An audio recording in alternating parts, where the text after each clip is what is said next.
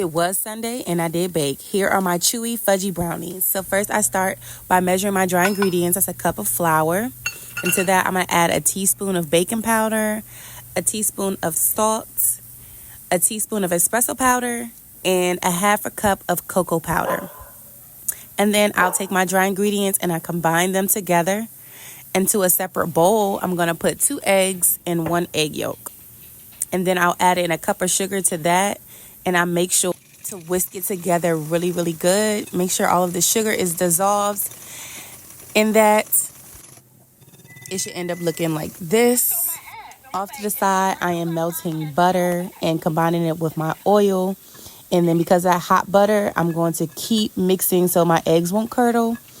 And you just keep whisking, keep whisking. This process right here is going to cause that nice crackly chocolate top to your brownies. And you just whisk it together, keep moving it. You want to make sure that the eggs are not cooking. And then once that's well combined, I'll add in my dry ingredients. Now we can put the whisk up and we use a spatula and we just fold it in all of those dry ingredients until it's well combined. Be sure not to overmix.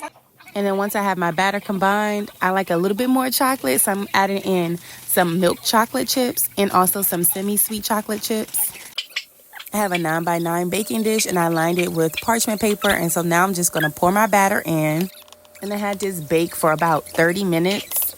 If you have an aluminum pan, it may bake for less time. But here it is out the oven. Before you cut your brownies, though, it is important that you let them cool for a little bit. Let your brownies cool more than I did. I was just too pressed to eat one of these. But here's a close-up of this gooey chocolate brownie with the crackly butter top.